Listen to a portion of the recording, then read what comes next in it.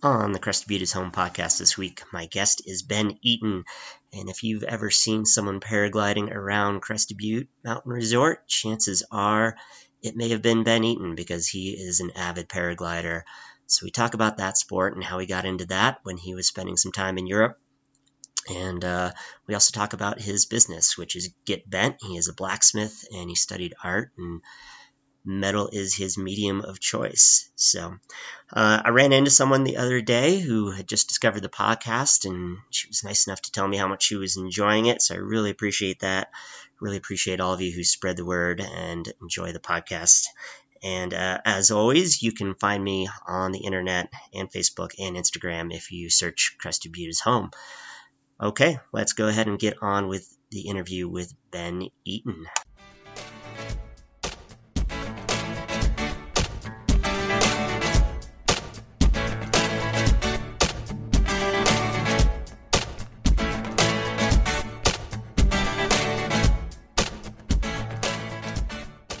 Today on Crested Butte's Home, my guest is Ben Eaton. So Ben, tell us a little bit about yourself and where you're from. I am from Waterville Valley, New Hampshire. I grew up in Waterville and really got into skiing there, and went to Holderness School in New Hampshire. And decided that I really wanted to become an artist, so I pursued that and went into it was a fine arts major at St. Lawrence University. Okay. Yeah. So at Waterville Valley, that's the name of the ski area too? Yes. Right? Yep. Okay. Yep. Okay. And you said you got into skiing, so you grew up ski racing as well? Yes. Just tell us about that a little. Yeah. Well, I grew up in an elementary school of 12 kids. That's kindergarten through 8.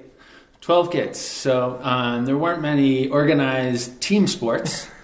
Obviously with the ski area nearby, the only real competitive sport available was ski racing at the time. So so that's what I jumped into, and it really formed my life. It really showed me a way to meet people and travel and just see the world. Yeah, skiing has that effect for sure. Yeah. So I'm going to go back to that. So 12 kids throughout 8 grades? Yes. Wow, so you totally have, I just interviewed Andy Eflin, and he had, this is like 1962 Crested Butte. It sounded like they had more kids than that in 1962 Crested Butte. So yeah, it was tiny. I had one kid in my grade, and one other kid. Right, which is what he did too. Yeah, he had one other kid in his grade. Yeah. Wow. Waterville Valley was similar to Crested Butte in a lot of ways. It's a small little ski community that had one road in the winter and a dirt road out in the summer. So it was still is quite a bit smaller than Crested Butte, but has a lot of similarities. Gotcha. Yeah. Gotcha. Well, we'll get back to art in St. Lawrence, but how did you end up here then in Crested Butte? Well, let's see. Well, I after ski racing, I went to Vail and became a ski coach for Ski Club Vail. And while I was there, I found a blacksmith that had just been struck by lightning, and he needed a hand. So he said he needed somebody to help him out. So I stayed with him for 3 years, and he taught me everything I know about ironwork, essentially. Wow. Okay. Yeah. And again, we're going to have to get back to that. But I have all these other questions. Yeah. So Vail, how did you end up at Vail? Did you have a connection there? Well, actually, my roommate in college at St. Lawrence University grew up in Vail. Oh, okay. So I had a place to stay. So after that summer after my senior year, I decided to come out and visit with him. I knew I wanted to come out west. I just didn't know what town. So I had a place to stay in Vail and potential job opportunities. And so I stayed with him and then found the ski racing job and then the blacksmithing job, and it kept me there in Vail for 3 years until I really discovered Crested Butte and decided to move here in 97. And how did you end up discovering Crested Butte and ended up down here then? There was a really cool race. It was called the Crested Butte Ski Golf. And Oz and GJ put it on. It was a flat iron thing. And it would be, the first day was a golf tournament. And you'd have ski prizes. And the second day was a ski race, and you'd have golf prizes. There was a Calcutta. It was typically the last weekend of the year. It was like second week in April. And that just so happened to be the same weekend as Floushing. So I showed up here in Crested Butte as part of this team. It's 4-man teams, and one of my fellow coaches in Vail, a gentleman named Kent Reichel, who owns Toad Hall here in Crested Butte. He invited me to be on his team, and I came to Crested Butte 3 years in a row for this ski golf and just fell in love with this place. So I was trying to figure out a way during those 3 years of how I could move here and make it work. Okay. Yeah. Okay. And then did you just jump in and just say, I'm going to figure it out, or what'd you do? Well, my friend John Murphy, who is also a blacksmith, he and I had met at a blacksmithing conference in Garbondale in like 95, 96, and he was starting his own forge in Gunnison, and neither of us had all the tools we needed or the resources, so we combined efforts and started a blacksmithing shop together. And and stayed together for 3 years until we decided to go out on our own. Gotcha. Yeah. Gotcha. Yeah. Okay. All right. So now well, let's get into this then. So you studied art at St. Lawrence. So what did you study? Were you already studying metal? Was that already your medium of choice there, or? Well, I discovered it there, but I was into photography and sculpture. Okay. And photography was what I thought I was going to really become. And I decided that I really enjoyed the sculpture thing and spent hundreds of hours in the art studio messing around and making sculpture. And I realized that that was really my passion, 3D sculpture.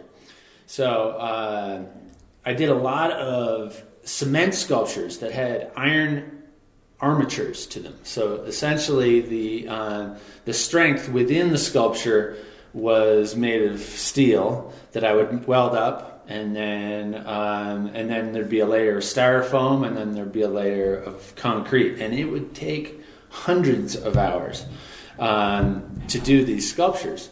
And what I really enjoyed was the free-form, relatively quick idea of making a sculpture out of the steel, the first process of doing these sculptures. So I kind of delved into that and did a lot of my own pretty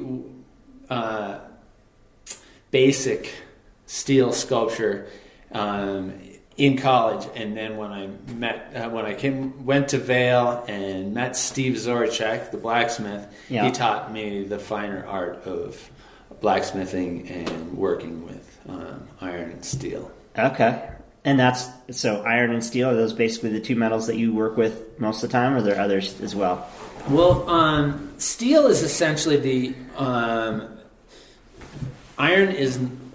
wrought iron isn't made anymore. But steel, when you forge it, looks like iron. So we say it's iron work, and people refer to it as iron, but it really is steel. So I work with steel, copper, bronze, and brass, but probably 95% steel. Okay. Yeah. And is that just because it's most readily available and easy to work with, or?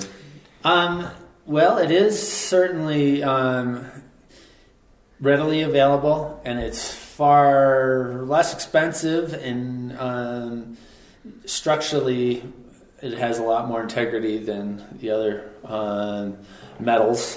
Mm-hmm. But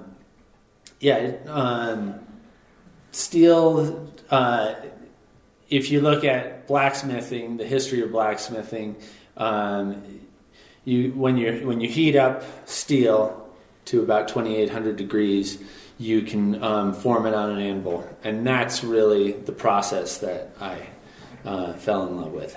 Gotcha. Yeah. Gotcha.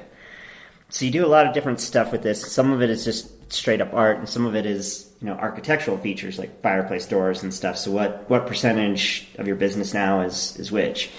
Yeah, good question. Well, it's becoming more and more artwork and less structural steel. But my architectural details include fireplace doors, furniture, door hardware, all kinds of bathroom hardware, and anything else you can dream up out of steel. And then if I ever have downtime, I will work on my own sculpture, my own designs, whatever that might be, wall sculpture. Usually when I'm working on my architectural projects, I'll come up with ideas for my next sculptural projects. In the midst of doing whatever else, you're like, ooh, I could do this but different, and you go with that basically. Exactly. Yeah. Huh. Yep. Really cool. Really cool. Yeah. So when you're getting these architectural features, are you kind of given basically a blueprint of what they want, or do you have some artistic vision in the process? It kind of depends on the client. Yeah. And I have a lot of great repeat clientele that I've done a lot of work for in the past, and they've enjoyed my vision. And so lots of times they'll, if we're on the same page as to exactly what they want, they will allow me to go ahead and do all the design work for them. Yeah, awesome. Yeah, that's what you hope for. I'm sure to be able to express that artistic side as best you can. Yep. Cool. That really does it for me. It's a lot harder for me to build something that somebody else designed. Sure. Just because the design of it has a lot to do with the functionality and all the connections and joinery and all these things kind of work together in the design. Yeah. So on the artwork side, how are people finding you there? Are you doing you're doing some shows, I think, and what else? Where are people finding you? I did a one-man show at the Center for the Arts last year called Line, and I had about 20 pieces in there. And then I show at the Alpenglow Gallery, which is up on the mountain. At Mountaineer Square. Mountaineer Square, exactly. And then the town of Crested Butte just purchased a piece for the Malarty Theater. So I have Arts and Public Places piece that's in the bar area of the Malarty Theater. Oh, very cool. Yes. Is that part of the creative district where they did that? Or? Yes. Yeah. That was a shot in the dark, so. Yeah. Exactly. Very cool. Yeah. Well, let's take a quick break.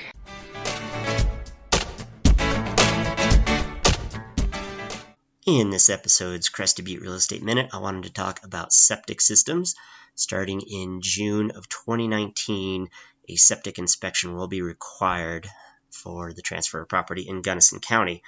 So, for those of you who own property with septic, I would certainly recommend getting a septic inspection sooner rather than later. Obviously, that's not easy to do during the winter. The inspection is good for 2 years, so you can just kind of have that in your pocket if you are even remotely considering selling. I would highly recommend that.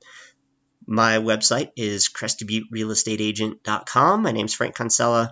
Hope you are enjoying the podcast and getting some value out of these Crested Butte Real Estate Minutes. As always, you can go to that website and find my contact info and give me a shout if you have any questions whatsoever about buying or selling real estate in Crested Butte in Gunnison. Back to the show.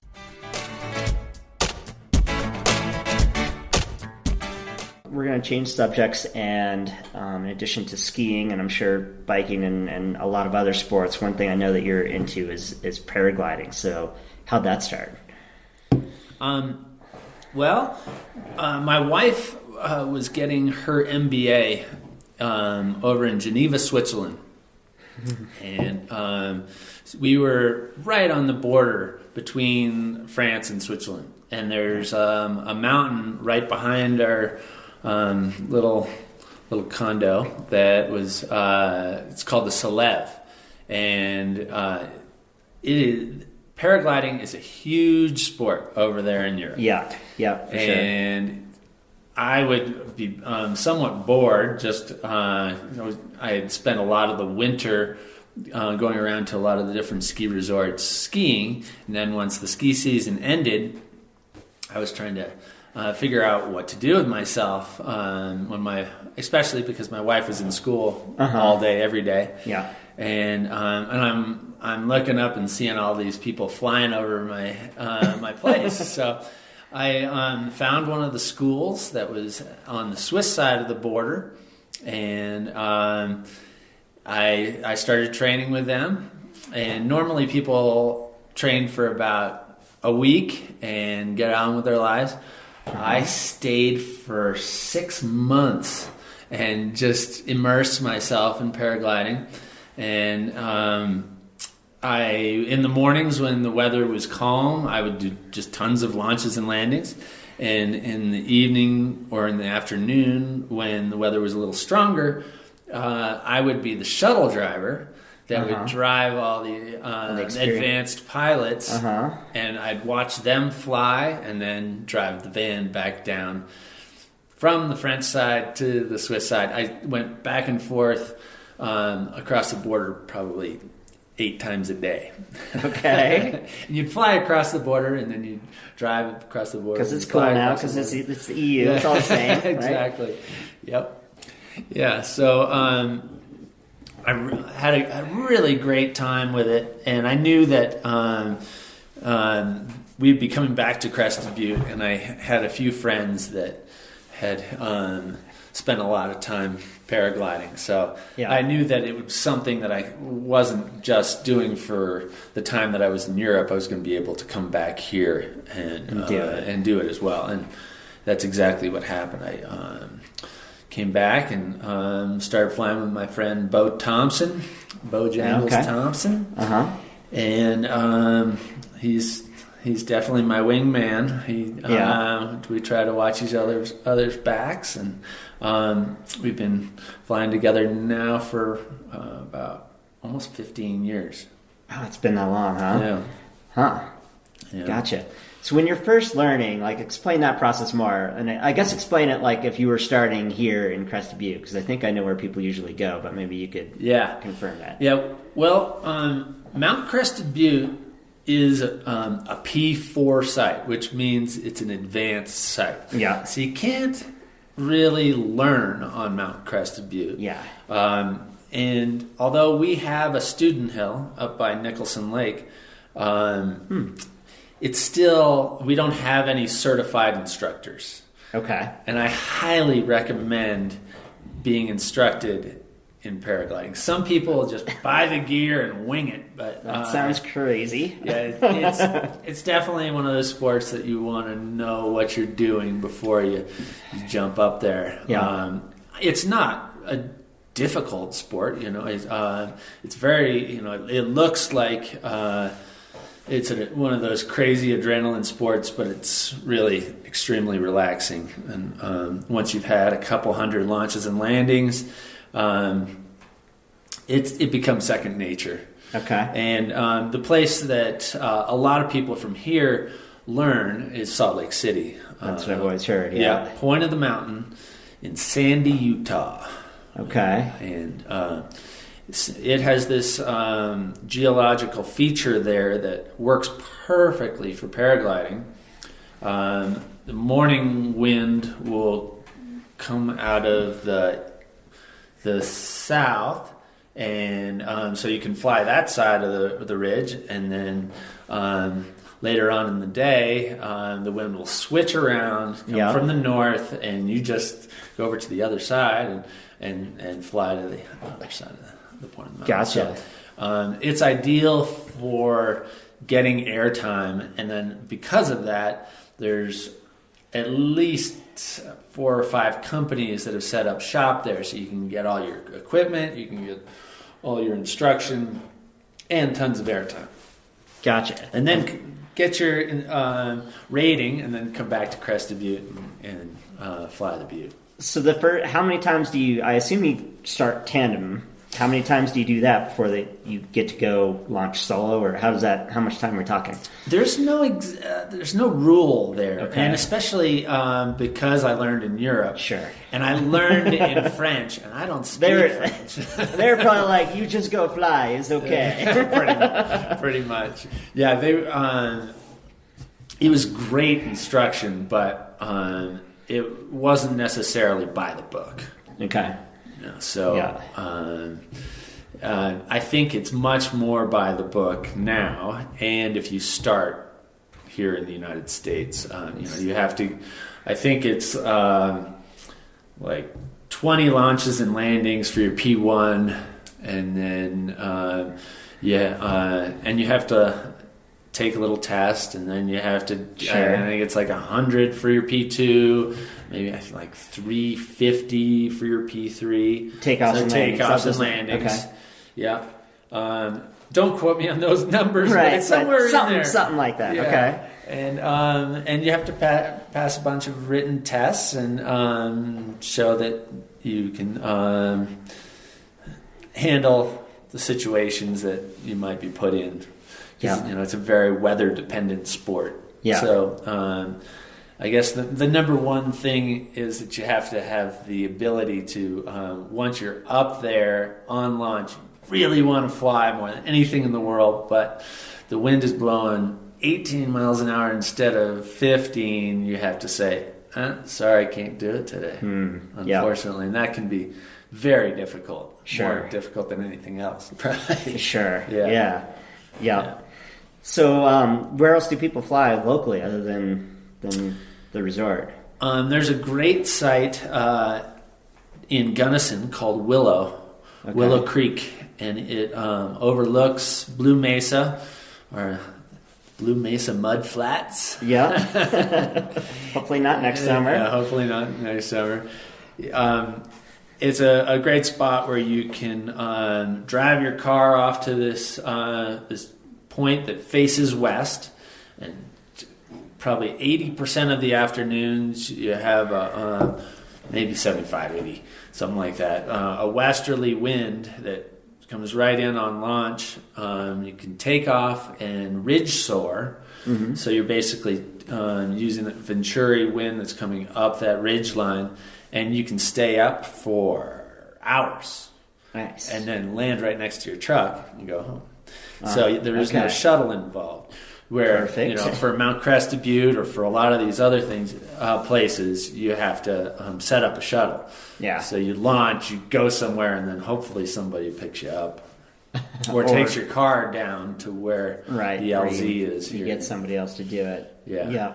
What are some other favorite places like outside of the valley that you've gone to? Well, paragliding's really great like that because you can put it on a plane. So it's a really cool way to travel and see the places you're going. I've had a chance to fly in Hawaii, on Oahu, and awesome. Hawaii, the Big Island, and we went to New Zealand. I've been, through Europe and Costa Rica, Mexico. So nice. there's so many great places to fly.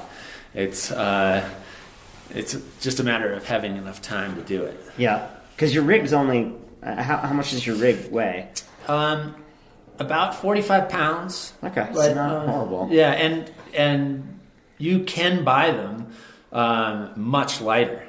Yeah. So a lot of that 45 pounds is this harness that has an extra airbag and back protection, and then a reserve chute, and your helmet, and your radios, and your extra food, and then your paraglider. So all of that together is about 45 pounds. And they do races where they have essentially the same gear, just scaled differently. Yeah. Where it's only like 15 pounds, something like that. Okay. You just whittle away the safety parts of the apparatus. Perfect when gravity is involved. Yeah. When you're hiking, you don't want to necessarily carry your back protection, which is an extra 20 pounds. Right. It might be. Right. So what are the rules on just hiking up some grassy peak around here? Is that you're allowed to, right? Yeah, there are no rules other than, if you're in BLM land, that is not allowed because it is it's considered a mechanized vehicle. Wait, in BLM you mean wilderness or BLM? Wilderness. Okay. Yes, wilderness. So it has pulleys. Yeah. So okay. And there's a lot of private land where they don't want you to cross over, and there's okay. So you have to have the correct launch area where you can launch from, and the wind is coming in towards the mountain. So you have to have the wind coming towards you rather than coming over the back of the mountain. That's one of the biggest rules. So you can't just climb whatever peak you want and blow off the hike down, which is painful and annoying. Yeah. You actually have to have the right setup. Yeah. Gotcha. Yeah. Gotcha. So have you tried some of the other air sports, hang gliding or speed flying or some of those other ones? I have tried speed flying, and I've done it like 10 times. It's a great sport. It's very cool. I just personally enjoy going up in thermals rather than going really fast near the terrain. Yeah. But it's essentially the same technology. It's ram air chute. So the air is filling up the wing and creating a profile in the wing that allows you to go up, go down, whatever you decide to do. Yep. So it's the profile of the wing is very similar to what you'd see on an airplane or a bird. For that matter. Yeah. So that's kind of interesting that you prefer soaring on thermals versus a sport like speed flying, which would maybe be a little bit more like skiing or ski racing that you did. But that's just like it's a different thing. So you're just looking for a different. Totally. Maybe it's because I'm 47, but you got bad knees, right? But it's it's a game of chess out there. The actual technical sport of launching and flying your paraglider is one part of it, and then once you've launched, it becomes a sport of looking for rising air. And you can do that in a lot of different ways. There's specific parts of the mountain that put out thermals. Sure. So if you're not feeling anything, you go right there.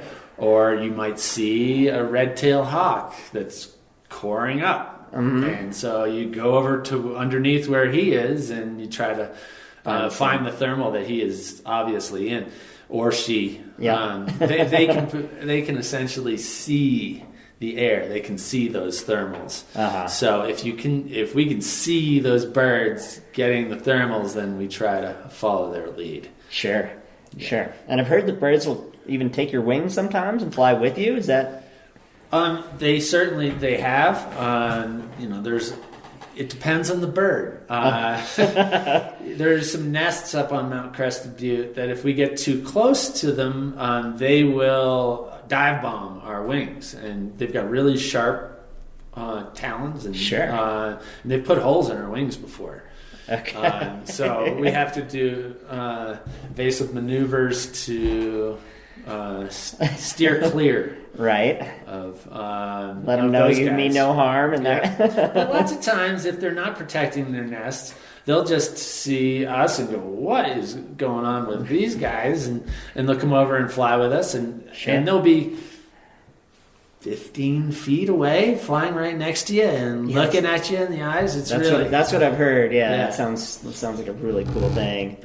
Yeah. Going back to hang gliding, you haven't tried that though? I have not tried hang gliding, and hang gliding really is the reason we're able to do what we do. The Crested Butte Soaring Society was started here in Crested Butte in 1981. Oh wow! And, one of the first chapters were the 39th chapters in the United States, and a lot of really brave people that created their own hang gliders and started a sport that really hadn't been proven, and we're total daredevils, and right. They paved the way. Yeah, and there's a few people in town that hang glide, and there's some really great pilots, and I would love to do it someday. Yeah. It's a little bit more expensive, and it takes some time to set it up on launch. Take it down. So it takes that persistence. But yeah, it's a very cool sport, and we are very similar in a lot of ways. Yeah. No. Is flying scary to you anymore? I mean, you talked about that a little bit earlier, but is it scary anymore, or is it just you're just kind of doing it now? Yeah, it is. When I'm on the ground looking up, it's scary, and I get butterflies before I fly. The second I'm out there in the air, there's no butterflies, and I'm not scared. And I should say 90% of the time. Sometimes we'll launch, and it'll seem like a perfect weather day, but the air will be garbage. So you're lots of turbulence, lots of lift, lots of sink, very little control. So at that point, you're basically just pointing it for the LZ, the landing zone. Trying to get landed as quick as you can and just call it a day. Yeah, essentially, yes. So in those senses, those times you get a little puckered. Yeah, I'm sure. Do you, at this point, do you prefer flying or skiing, or where you at? It's hard to say. I've always likened paragliding to being able to carve huge powder turns with no leg burn. Okay. And, so it's similar in that sense that in skiing, carving a turn is somewhat of the ultimate. If you feel that incredible feeling of G-forces and the silky smooth feeling of the powder under your feet, it's really, really hard to beat. But paragliding just I'm able to do that in a different sense. I'm a much better skier than I am a paraglider. So, what would make you a better paraglider? Well, you can compete. There's cross country paragliding. So that's as far as you can go from start to finish, basically. Yeah, and they have GPS setups now, so that you can they can map where you've been and where you're going, and they'll depending on the race, you can set up a triangle. So you might be landing right near where you took off, but you have waypoints that you have to meet.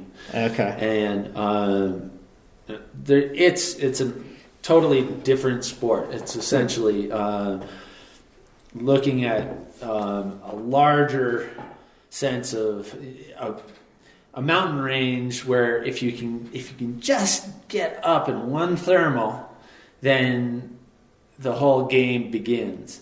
And if you can get up above a ridge line, then you figure, okay, well, if I get up high enough here, then I can travel across over to that next rock crag, which probably has a thermal, and then get up high enough there that you can then get over to the next one, and then make your way. These guys go hundreds of miles. Yeah, and, it's pretty amazing. And there's a guy that is from Crested Butte, spent a lot of time here, Mitch Riley. Okay, and he was the U.S. champion last year. U.S. paragliding champions, competed in the Red Bull X Alps. Okay, and he's definitely one of the best paragliders in the world. Where myself and our motley crew of friends here in Crested Butte, we're soul flying.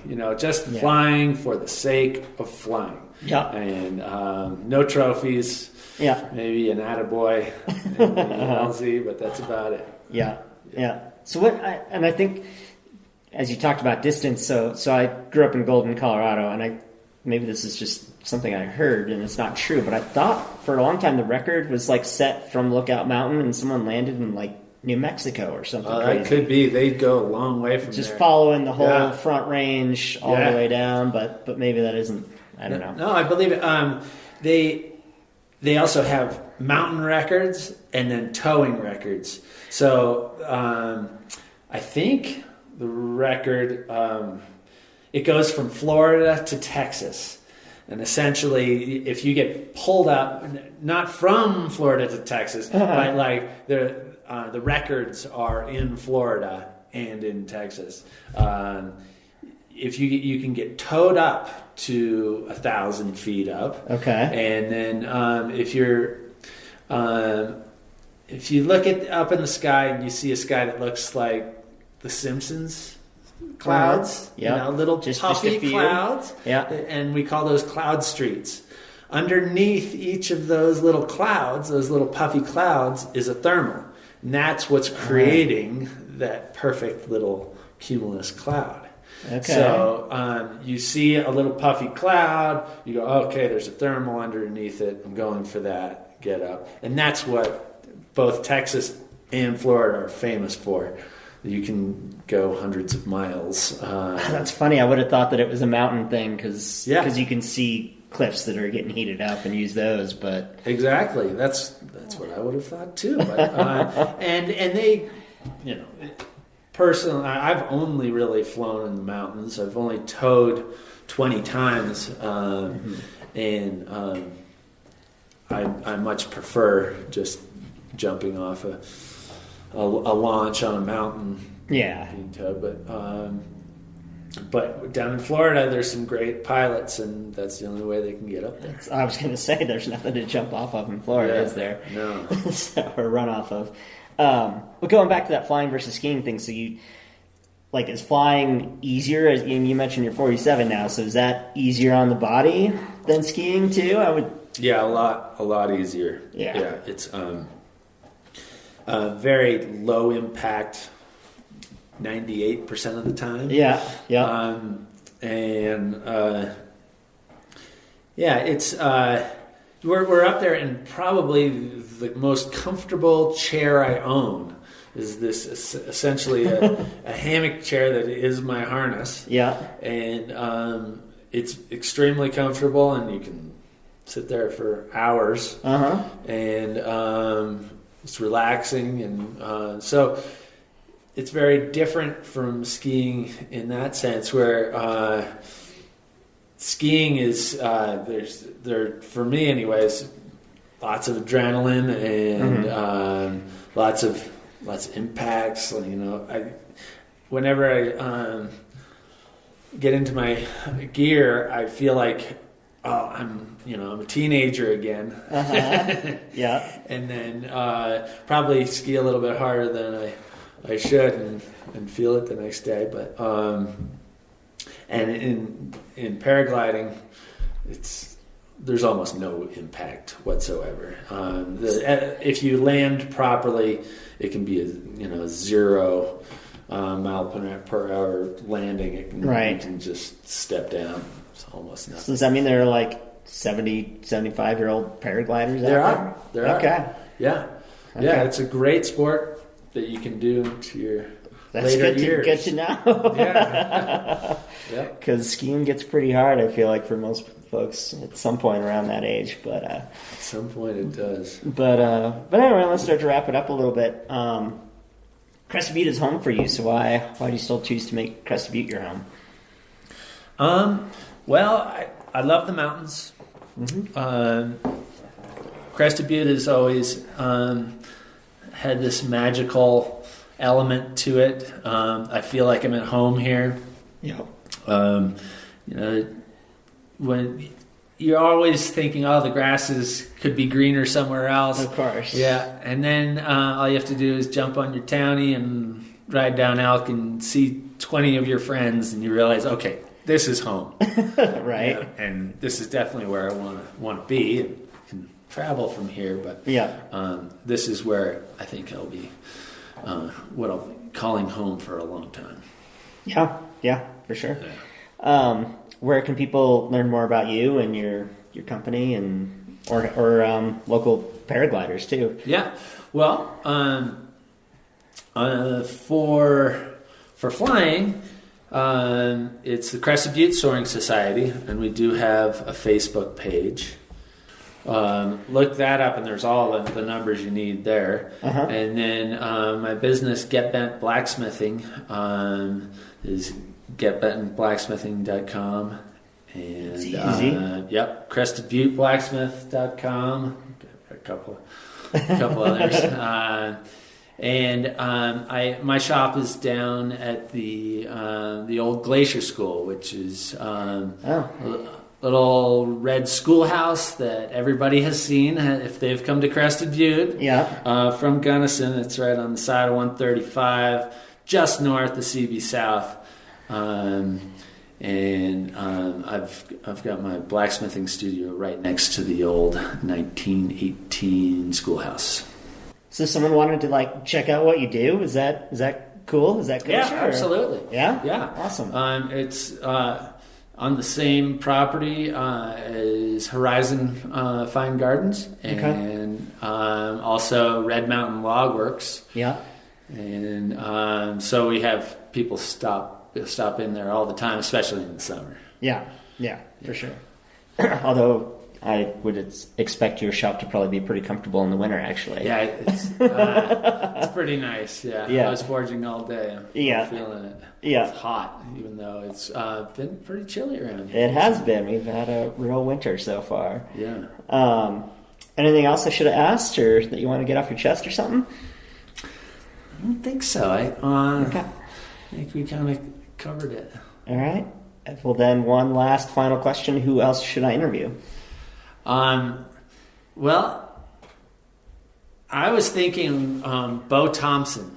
Okay. Who is my wingman, my paragliding buddy. And I say that not just because of the paragliding thing, because we've just talked about it, but Bo was born here in Crested Butte and has seen it through the 70s, 80s, 90s, and he is an interesting person to talk to get a feeling for what it's like growing up here in Crested Butte. Yeah, and I've really enjoyed some of the interviews I've done with the folks who did grow up here. It's cool to hear their perspectives. So, all right, well, awesome. Well, thanks so much, and we'll see you out there on the hill. Cool. Thank you very much, Frank. Yeah.